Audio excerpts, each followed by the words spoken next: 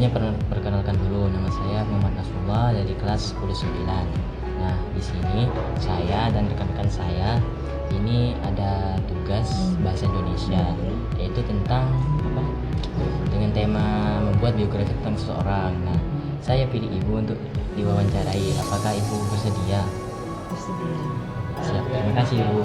Sebelum itu bisa perkenalkan diri Ibu terlebih dahulu, seperti kayak nama panjang atau jabatan atau Ibu ngajar apa gitu di SMA 2 ini. Ibu mulai. Nama Ibu cukup singkat, jelas, padat. Nama Ibu Marsia. Di sini jabatan guru, pengampu mapel pendidikan Pancasila, khususnya kelas 10. Jadi semua kelas 10 Ibu yang berjalan.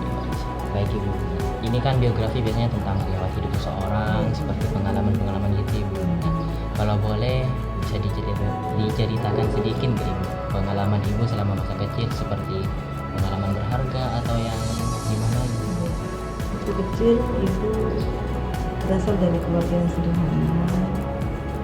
Bapak seorang guru, mungkin riwayat dulu turun ke Ibu ya. Jadi sebenarnya dari awal bukan sebagai guru, tapi karena Ibu dapat tes UMPTN dulu namanya ya, akhirnya Ibu mengambil jurusan guru. Ya awalnya memang agak sedikit kurang percaya diri ya, mungkin segala sesuatu harus kita pelajari dulu ya. Awalnya bisa nggak ya gitu ya, tapi setelah dijalani berbagai proses akhirnya ya bisa di situ. Sampai akhirnya tahun 2000 Ibu mengajar sebagai GTT selama 7 tahun, jangan salah, tidak sebentar, 7 tahun. Panjang juga ya. Iya, kalau kita nggak sabar mungkin lebih baik ngurus anak gitu ya, apalagi dengan gaji yang tidak seberapa. Ya akhirnya Ibu jalani sampai akhirnya tahun 2007 Ibu diangkat dan alhamdulillah kembali ke sekolah asal. Ke pertanyaan selanjutnya Ibu. Nah, biasanya kan kalau biografi itu tentang riwayat hidup, terus tentang riwayat pendidikan misalnya. Nah, terus pendidikan sejak SD hingga perguruan tinggi Ibu itu berasal dari mana? SD-nya SD Bangselok, sekarang sudah di-merger kan jadi SDN Bangselok 1. Dulu Ibu SDN Bangselok 2. SMP-nya SMP 2. Oh, serba 2 deh. SMA-nya SMA 2. Oh, di sini juga ya, berarti. saya Ibu alumni SMA 2. Khususnya angkatan ketiga. Kemudian setelah itu melanjutkan ke perguruan tinggi di UNESA, Universitas Negeri Surabaya. Tahun 2000 lulus. Ya kan Ibu kuliah di UNESA, terus ngambil jurusan guru ya kan Ibu? Guru ya, ikip ya. Terus ketertarikan Ibu itu menjadi guru itu kayak gimana? Atau apakah dari seorang tadi yang bapaknya turunin gitu? Tidak pernah terbersit sekalipun menjadi guru. Awalnya Ibu pikir Ibu dapatnya yang gelombang kedua, maksudnya yang jurusan kedua, bahasa Inggris kebetulan. Tapi guru juga sih sebenarnya, nggak tahu ya, pengennya guru mungkin tuh ya basicnya memang ya. Kemudian nggak dapet, sampai awalnya dulu kan pakai koran ya, jadi nggak tanpa lihat karena kegirangan langsung aja berangkat ke Malang. Nggak taunya namanya Ibu nggak ada di sana, adanya di Surabaya. Balik lagi ke Surabaya, ada di situ PPKN. Dulu namanya kan PPKN, PMPKN. Ya dipelajari, segala satunya harus dipelajari. Awalnya kayaknya nggak mungkin deh, tapi seiring dengan berjalannya waktu kita jalani, kita pelajari, ya ternyata bisa juga jadi seperti itu. Ibu kan selama ini ngajar di SMA 2 selama berapa tahun ya? Sudah lama, dari baru lulus 2001 lah, 2001. Lumayan Oktober lulusnya, kan nganggur 2 bulan, baru setelah itu kerja. Mungkin ada pengalaman yang paling berkesan selama Ibu ngajar di sini atau selama menjadi guru. Ya, apakah ada?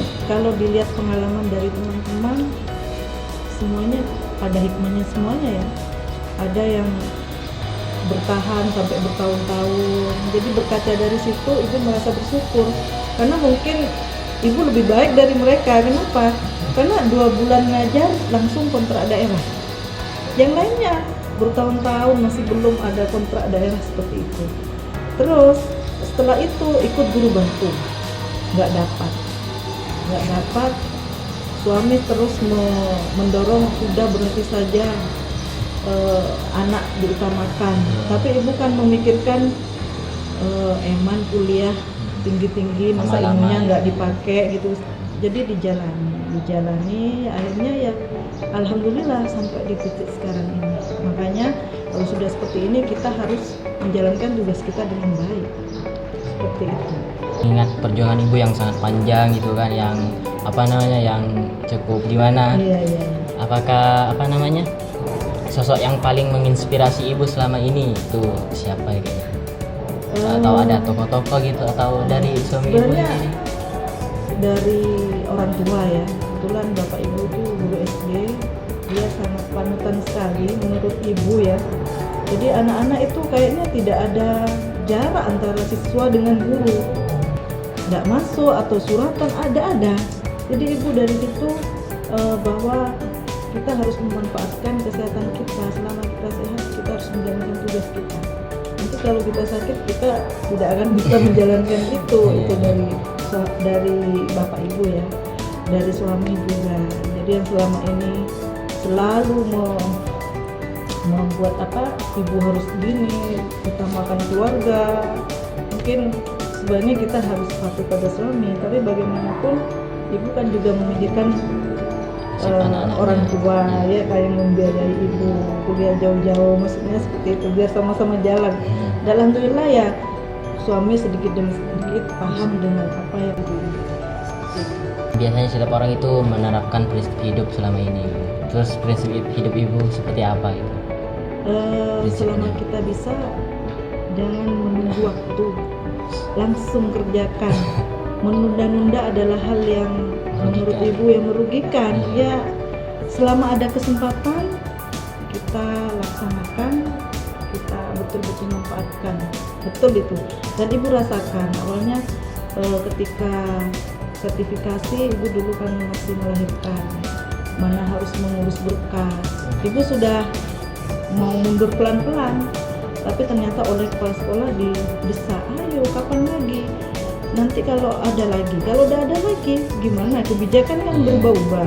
Akhirnya ya sudah dijalani ya, ternyata benar itu ada kepala sekolah dulu yang memang betul-betul berjasa kepada ibu. Coba kalau ibu tidak mengikuti ya mungkin kebijakannya tidak akan muncul lagi. Alhamdulillah bisa sama dengan teman-teman. Mungkin tahun semakin berkembang ini Bu, pendidikannya, baik pendidikan, teknologi. Nah, Ibu ada harapan nggak untuk pendidikan Indonesia kali ini, atau ada harapan untuk generasi muda dalam menempuh pendidikan ini? Untuk ibu sendiri jangan berhenti belajar ya. Guru ini sebagai fasilitator bagaimanapun harus mengikuti zaman, harus update ya. Iya. Jadi harus belajar. Ibu yakin kalian lebih banyak tahu tentang digital ya, tapi ibu berusaha untuk belajar tentang itu. Dan bagi kalian sebagai generasi muda, dengan segala perkembangan zaman itu tentunya banyak menimbulkan berbagai persoalan, tapi itu semua bisa kalian hadapi dengan menampilkan sikap-sikap yang baik. Tidak mudah menerima berita-berita yang tidak benar, karena sekarang era digital ini justru dampak negatifnya semakin besar. Iya kan? Jadi harus bisa memfilter semua informasi masuk ke negara kita. Nah, kita ideologi terbuka ya, jadi harus kita saring, harus kita filter. Sepertinya menarik sekali ya Bu pembahasannya. Juga perjuangan ibu itu panjang, sebagai gigih sekali gitu kan. Iya. Baik, terima kasih Ibu ya, Ibu sudah meluangkan waktunya untuk bisa diwawancarai oleh saya, dan saya mendapatkan kesempatan yang sangat besar untuk mengetahui sedikit cerita tentang Ibu gitu. Ya, sama-sama. Mudah-mudahan bermanfaat ya. Terima kasih Ibu. Assalamualaikum warahmatullahi wabarakatuh. Waalaikumsalam.